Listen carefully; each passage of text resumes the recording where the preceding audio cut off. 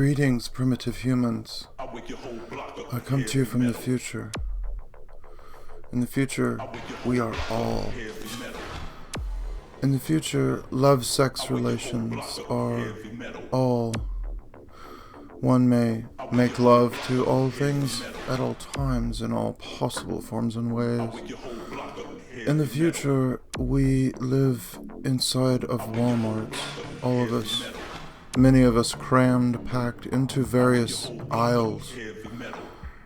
Each aisle contains a small sleeping module which rolls out.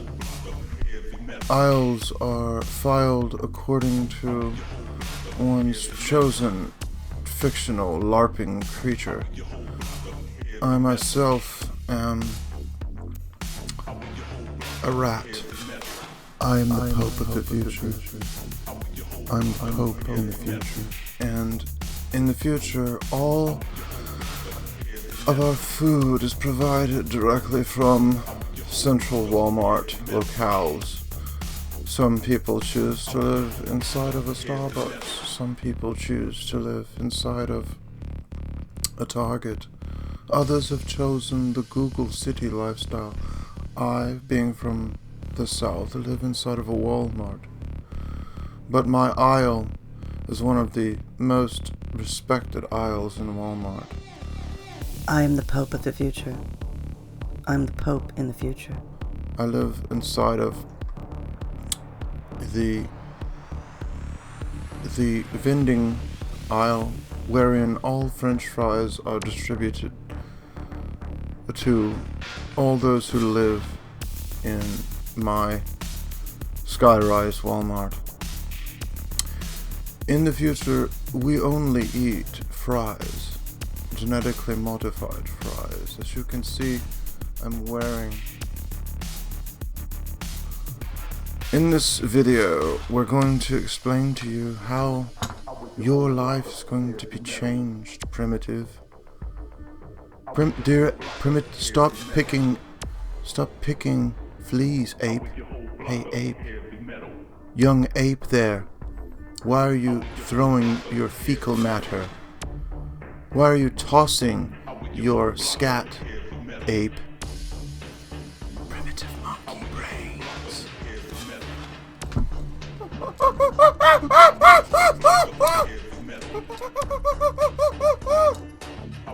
Primitive ape, I'm speaking to you with your genitalias. Ugh. As you strive to understand the words I speak to you with your chemical soup, primordial chemical soup brain,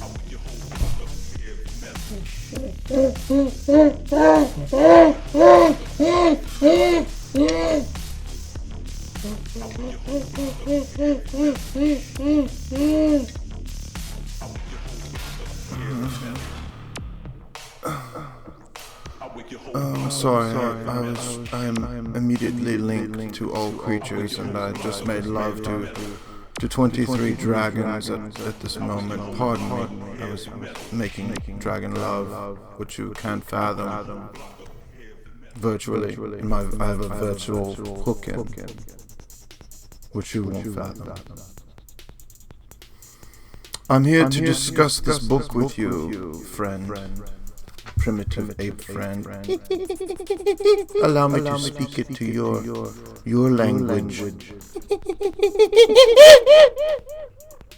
Does that translate for you, primitive? I'm going to explain to you what one of the prophets of the old days of the New Order said to you. He laid out for you each stage and phase of where you would be going into this glorious, brave new future with Mr. Wells. I hope it translates for you, primitive. Let's launch now into an explanation of globalist books. Our great forefathers in the new order, the globalists. Our great prophets and sages of the new religion. And yes, he calls it a new religion. And let's translate this to your primitive monkey brains, little primitives, little chimps, little gorillas, gorillas in the mist, gorillas in the mist. Peace. H.G. Wells, Masonic Illuminist, open conspirator. That's what we're going to talk about today, is his book, The Open Conspiracy. Now, a lot could be said here, and you may think that in my initial comedy sketch there, me being ridiculous, that I was joking about the future religion and so forth. And we're going to see that that's unfortunately not the case. H.G. Wells literally believes that what he's presenting is a new religion, and he talks about this very openly in the book, as we'll see. Before we get into that, though, this is, of course, the partial talk for free. If you want to hear the full talks and full videos and see the full recommendations, you can go to JaysAnalysis.com and subscribe for $60 a year for $4.95 a month. And you can also get my book, Esoteric Hollywood, Sex, Cults, and Symbols in Film, which has over 100 five-star reviews, maybe one day 500 five-star reviews. But the book actually has an entire chapter on H.G. Wells and the globalist writings. And as you know, if you follow my work, we're doing the Globalist Books series. We're going through actual book after book after book of the globalists. We did, of course, Tragedy and Hope last year. In totality, all 1,300 pages, 16 hours of lecture, which you can subscribe to at JaysAnalysis. First hours are free. The full 16 hours is, of course, by subscription only. We did Bertrand Russell's Scientific Outlook last week, or a couple weeks ago.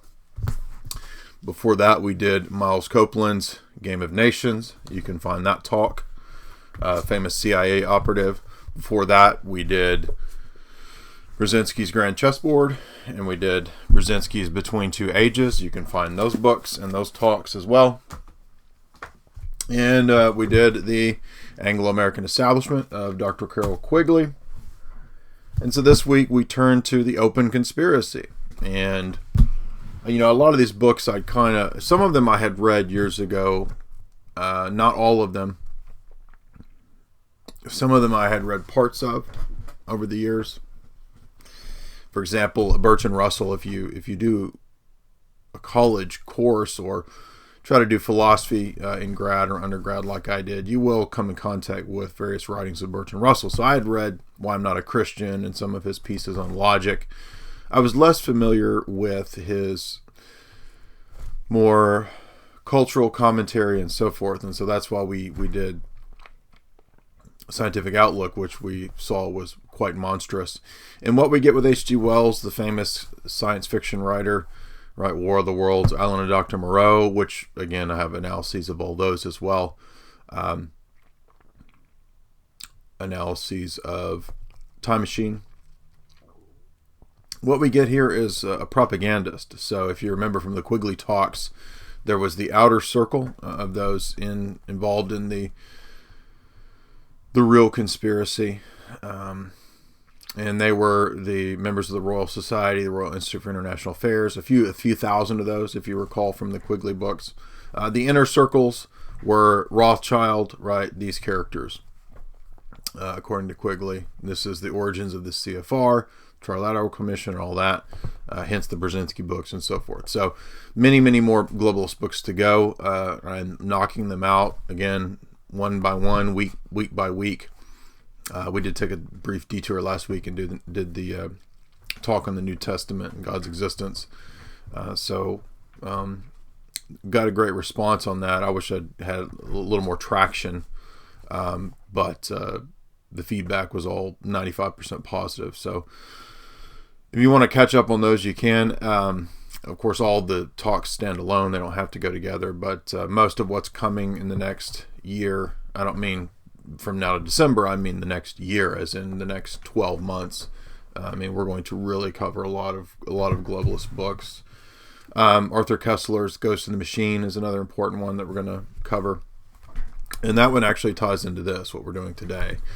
And I think the most important thing to begin with is that what H.G. Wells is a propagandist. first and foremost, I would say. I mean, yeah, he in a ways, he's an intellectual of a sort. I mean, he's kind of a thinker, but not anything like what you would get in, you know, a Bertrand Russell or a,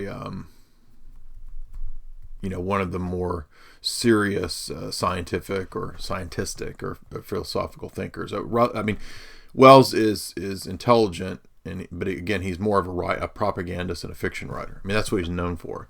But again, he does have these very blatant books that deal with the New World Order.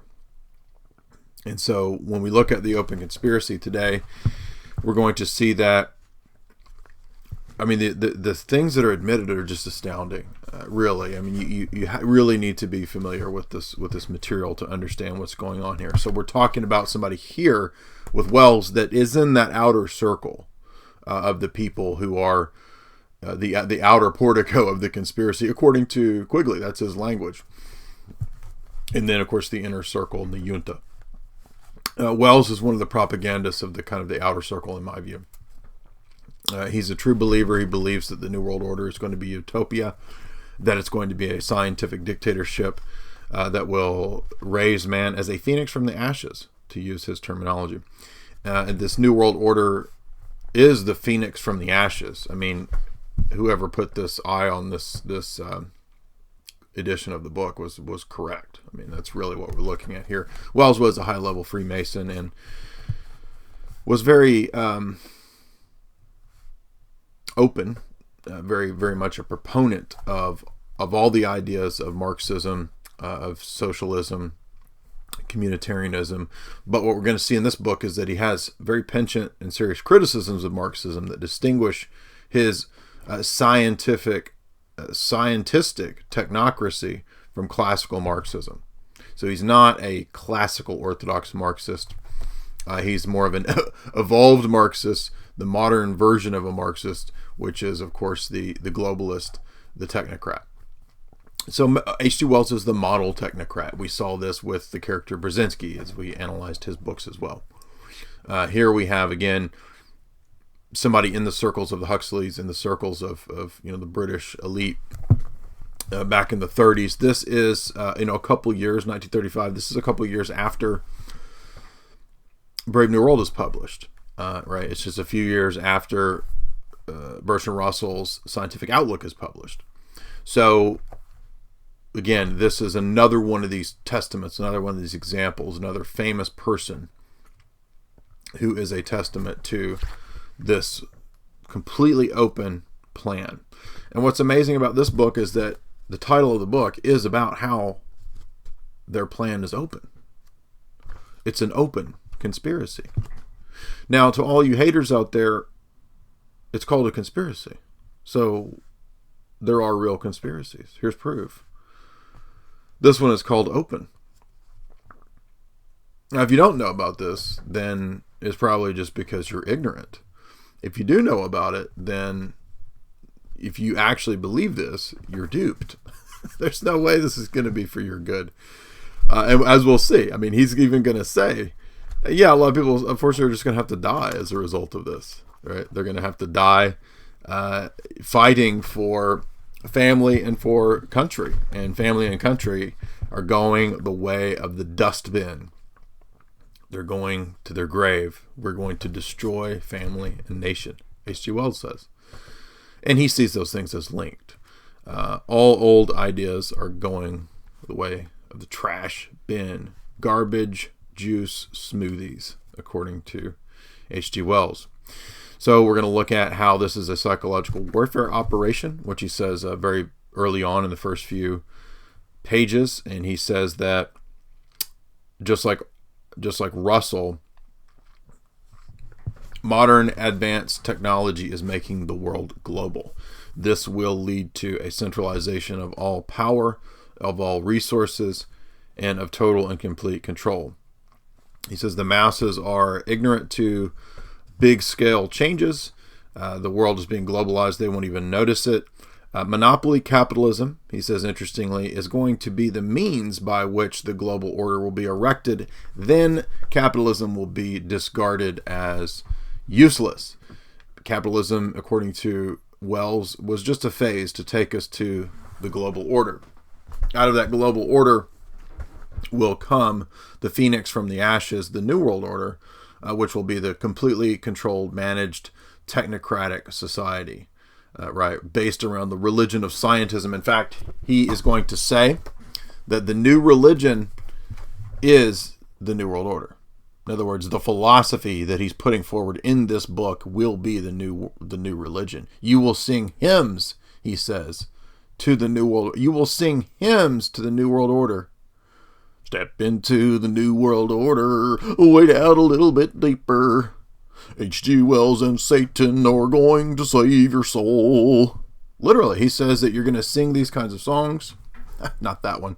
That's stupid. But he's saying that, when this is erected, everyone will see that this is the real religion, and you'll worship humanity collectively will be the new God. Literally. He says you'll realize that you as an individual don't have meaning or significance, and that really it's only the collective human race that is worthy of worship. And of course that's all going to be controlled, and it's going to be decided who's going to be born until the time when the babies are born out of the test tubes. Literally, he says, until we get the test tube babies, the GMO babies, the world government will just have to decide all the levels of population in different countries and continents. So this is just a taste of what we're talking about here. Phase 1 is the ending of the family and the ending of patriotism, and the use of class warfare to stoke these forces, to stoke this change. That's phase 1. But just wait until I tell you what phase 2, 3, and 4 are, according to New World Order propagandist H.G. Wells in his Luciferian Order. So if you want to watch the rest of this talk, as we said, you can subscribe at JaysAnalysis. But this is just the introduction, just the taste. And then, of course, subscribers get access to the full talk. You can also check out my show, Hollywood Decoded, at the Gaia Network, Gaia.com, where Jay Widener and I decode Hollywood's biggest films. Thank you for watching, and go ahead and check out the full talk.